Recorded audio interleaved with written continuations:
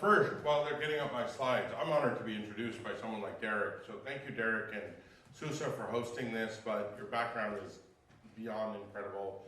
Thank you also to Raymond and Double from AI Product Creators for allowing me this opportunity.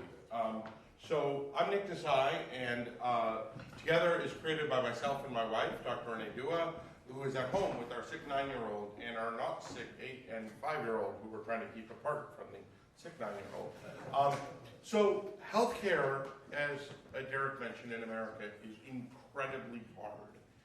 It's incredibly hard. How many of you have filled out a patient intake form to get a doctor's appointment that's 7 pages long, or to pick up a medicine, or to get a COVID vaccine, or to do anything like that, and thought, why am I filling this out over and over and over and over again?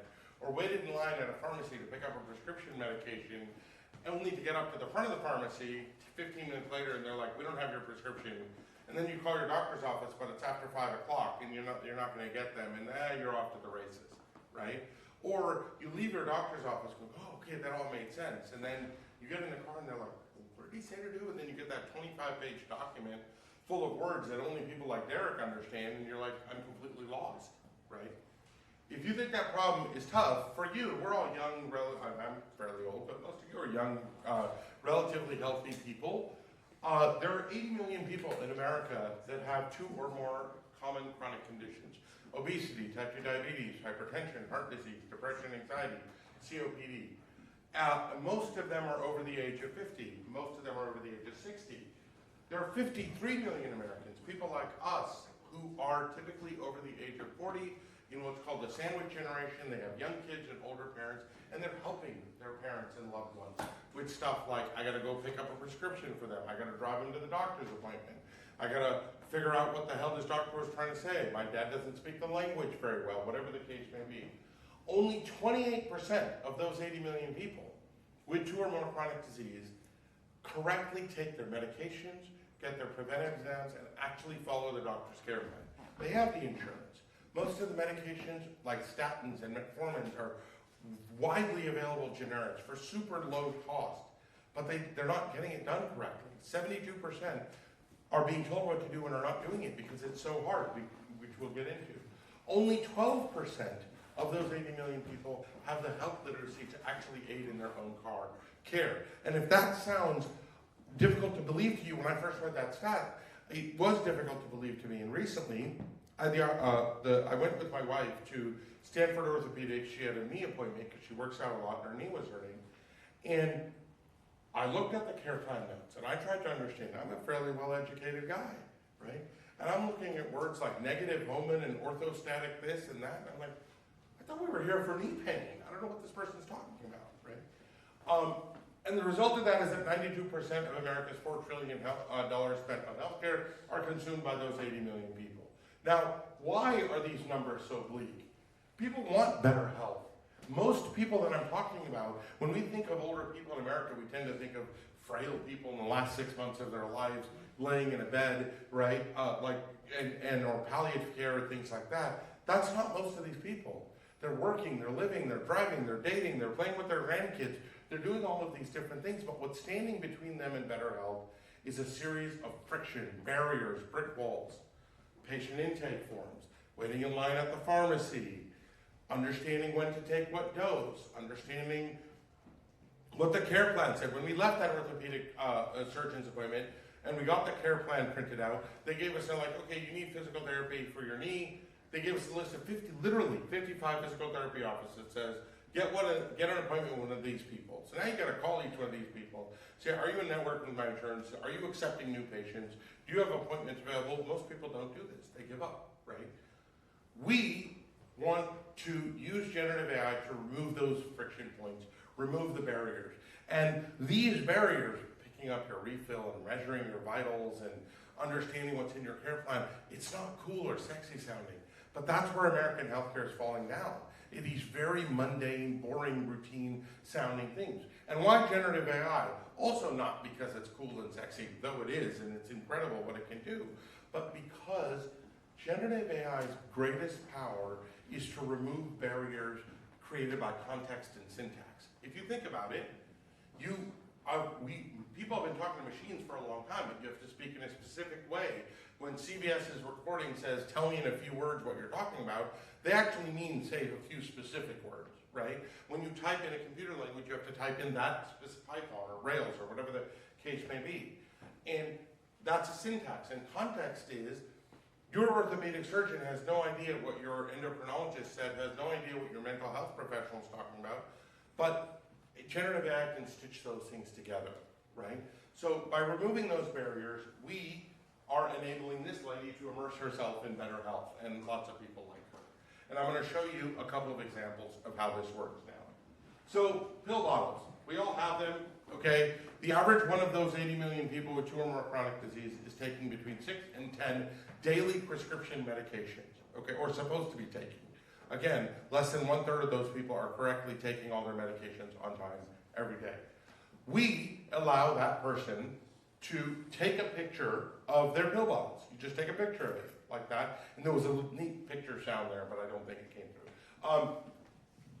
And from that big picture bottle, we're able to set up daily medication reminders, not just to them, but to their loved ones, which I'll get into, are supporting them. So I get an alert when my dad hasn't taken his eye drops for his cataracts, and I can nudge him because I'm more effective at nudging him than a random app. We can set up the refill dates, but we actually automate the refills. For the 5 biggest pharmacy chains launching in January, and I'm giving you a sneak preview, but literally we will use AI to call the CVS or the Walgreens or the Walmart or the Rite Aid or the Costco, which are the 5 largest pharmacy chains, and order your refills for you.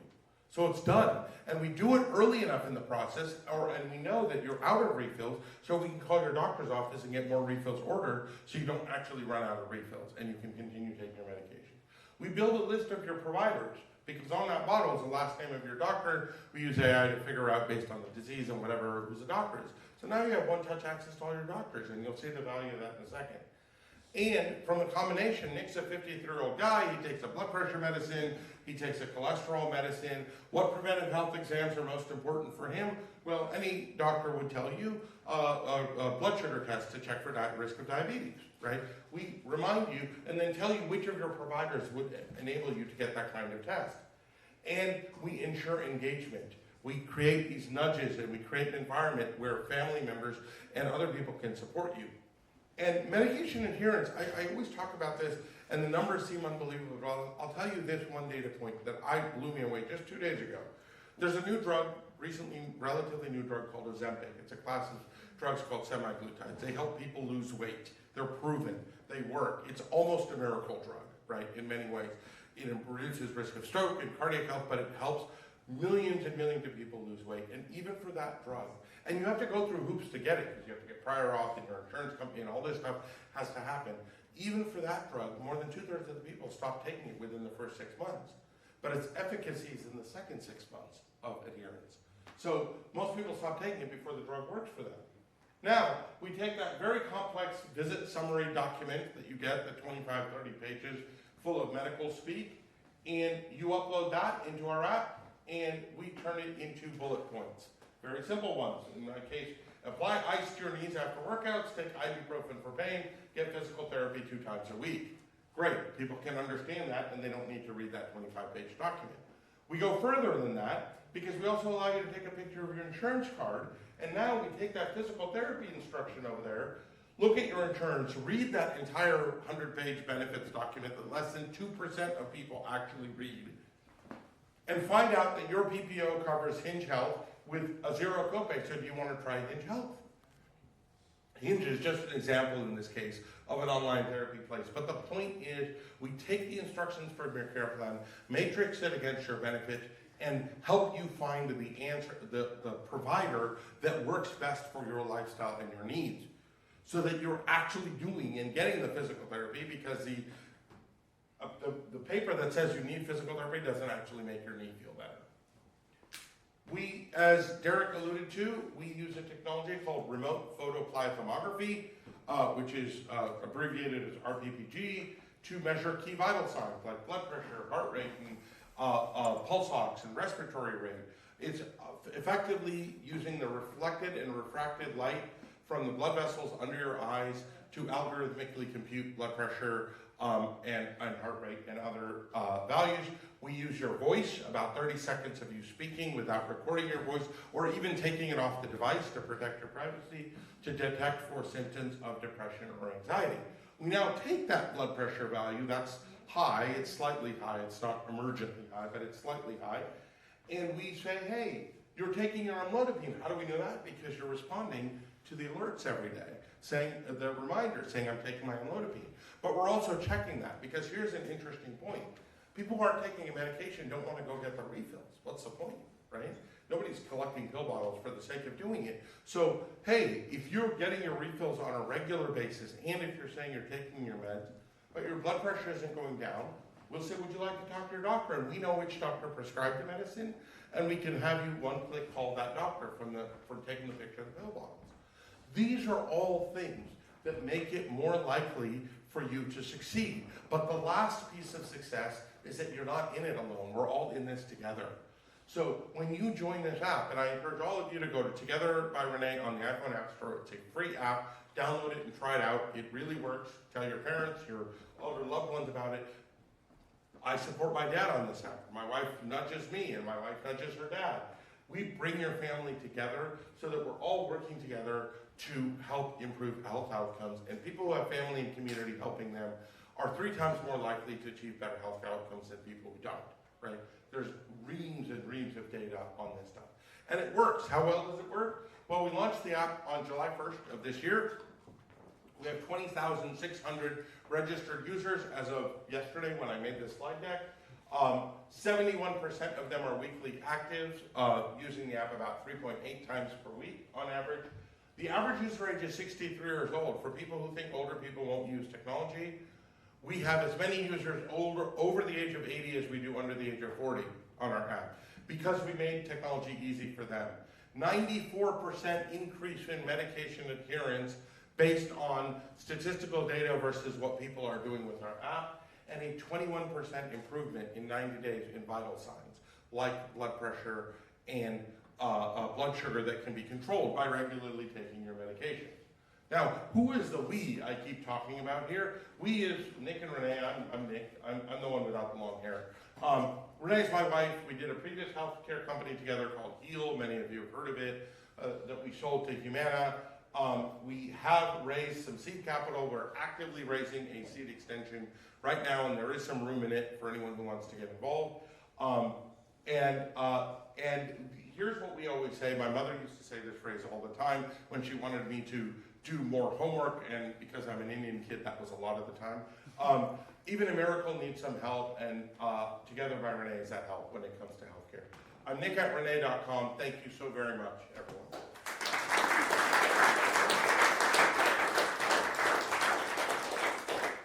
And again, burning questions, as Derek said. Hi, can you reflect on your journey in terms of compliance? Like, for example, the vital signs from camera, like, does that have to be FDA approved? If yes, is that an algorithm that you created, etc.? So no, we are seeking FDA approval, but it does not actually have to be FDA approved, because when you buy a thermometer from the grocery store, it's not FDA approved, right? These are home tools, they're not clinical diagnostic devices. This is not for in fact, there's a whole other company funded by Menlo Ventures that's doing just camera-based blood pressure for an in-hospital setting, so that the camera can look at you. This is for an in-home, this is indicative, right? This isn't about whether your blood pressure is 142 or 144, it's about whether it's 150 or 120, right? And that directional accuracy we can give people, and the trend lines, there's also, we graph your medication adherence relative stuff, and you can share it with your doctor. The compliance is really important in that we are HIPAA compliant, even though technically as a health assistant, that's not actually a requirement. We're not a provider of healthcare, but we want to put people to feel very comfortable, so we don't share or use the data in any way. We're HIPAA compliant, very private, secure, right? Those are sort of paramount principles. Hi, what's your most used feature of all? So the Taco Tuesday of our app, and I always use this analogy because I love tacos, or the free, whatever, $1 margarita is the face-based vitals. We have grown to 20,000 users almost without any paid marketing, and because of local TV news stories that Renee's been on the news a lot, Dr. Dua talking about older people and healthcare, and the only feature we really talk about is, hey, you can measure your blood pressure with your face, and people are like, ooh, I have to try that. And then our app journey organically engages people in the other features of the app. So that is the most commonly used feature, but people really are engaging through the entire app journey as we hoped that they would. Yeah, I have a question. How are you actually measuring adherence, right? We used to work on smart pill packs just to do that. Yeah. But that's only half the battle, right? How is it actually? So it's a very tough question. Before we launched the app, we did an actual pilot where we asked people and saw their pill bottles and went and did home visits to try to get accurate adherence improvement, right? The more recent number is based upon where that person says they were, how often they were getting their refills, etc., at the beginning of using the app, and then where they are based on the self-reported data. But the self-reported data is matrixed against their reminders and their refills and their doctor visits so that we feel like we're trending in the right direction. And the point is, look, 94% is the data we're measuring, but if it's not 94% and it's half that, it's still a quantum improvement in medication adherence, right? Victor? Yeah, so the pill bottle computer vision thing is super cool. I was wondering how you're handling potential errors or like human review of that at all? Yeah, so in the app, as you'll see, first of all, if we find any value, this is where AI is really good. If we find I don't know, what's a medication that would have a 10 milligram dose and it's a 10 gram dose or something, we would instantly red flag that, right, and not save it, right? If we find, but even if we think everything is kosher, we have the user look at it and then hit, yes, this is correct, to save the information, right? So that there is a human review in the loop. Like at Renee, you have a team that looks... No, the user, the end user, Oh. the end user. But we flag anything that seems, if feels that your Dr. Shaw, you live in Palo Alto and your Dr. Shaw's in Connecticut, we're like, this probably doesn't make sense, right? So we'll flag that. If it's like, take this medicine 12 times a day instead of 1 time a day, right? We'll flag that and put it in bright red so you can't miss it. But even if everything looks normal, we will have you save and review it. I think we should probably move on. So thank you, everybody. Thank you.